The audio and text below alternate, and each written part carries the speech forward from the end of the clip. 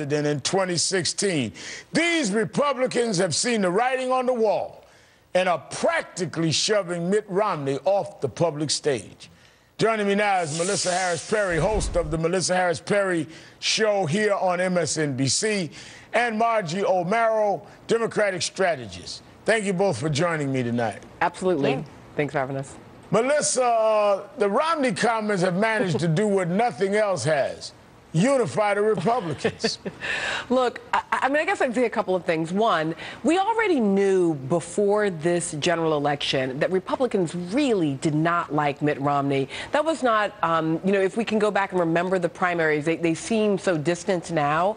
But those Republican primaries were ugly and bruising in a circumstance where Mitt Romney really was highly likely from the very beginning to be the nominee. So you have to ask sort of why was it that ugly? And so in a certain way, I think you're seeing that same thing show back up that we saw during the primaries. But the second thing I would say, and it goes back a little bit to the conversation that you were having about the issue of our president, President Obama, and his foreign policy efforts. What we have seen from the Republicans in terms of them quieting their own discord during the election is that they are capable of being loyal when they feel like that loyalty is fundamentally important for reaching their goal. In this case, it was the goal of trying to defeat President Obama, so they lined up behind a candidate they didn't actually like. But they're unwilling to do it for our president on the foreign policy stage because they're still, despite the fact that we're on the other side of the election, they're still battling this president.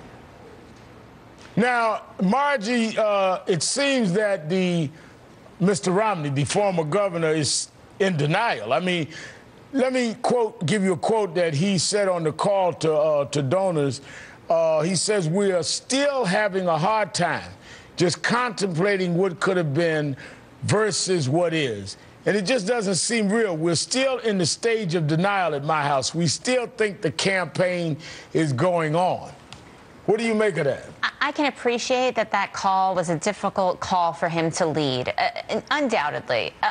Nonetheless, the comment that he made, the gifts comment, is completely consistent with the 47% comment. It's consistent with Paul Ryan's 30% comment. It's consistent with not just a single comment here or there. The entire Republican Romney-Ryan platform, the hot rhetoric, the makers versus takers language that we've seen from them.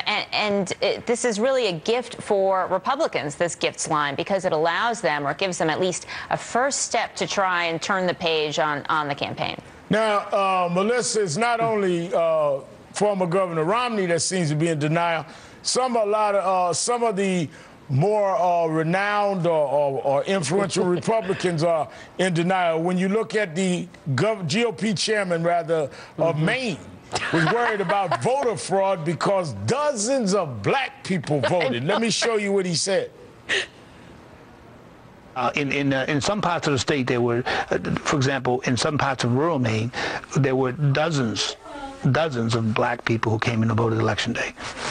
Everybody has the right to vote. But nobody in town knows anybody that's black. How did that happen? I don't know. We're going to find out. Now, I'm sorry. He then went ahead to explain why he said this. Watch his explanation, Professor. I'm putting it up on screen. He says, "I think we're the whitest state in the country. So if you go to the polls and see people who are black, it's unusual. There's nothing about me that would be discriminatory. I know black people.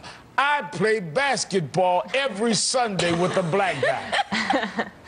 Well, you have to wonder, Reverend Al, like, where he thinks this black guy... I'm not making this up. This is a quote, Professor. Yeah, right. No, and you got to wonder, like, where does he think this black guy that he plays basketball came from? Like, does he think he has a family and goes to church and has a barber and have friends? Like, that is those dozens of black people who showed up. I mean, listen, that kind of unawareness, I think what you've done here is make exactly the connection that part of the denial that the Romney campaign is feeling, and look, I get the human part part of that. I get the, as we heard Governor Christie saying, it does sting to lose an election, especially one like the U.S. presidency. But that denial, that belief that they could win, and then hearing from Maine, we didn't know that there were black people who lived here, basically.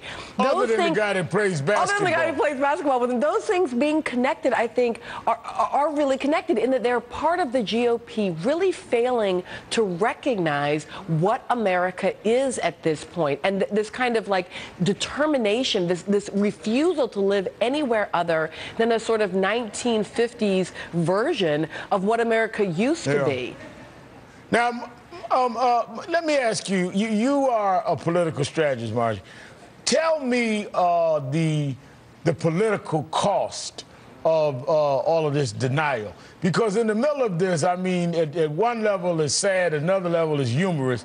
But in the midst of all of this, if they don't come to terms with the reality that America has changed, will they not marginalize themselves and eventually not be a major party?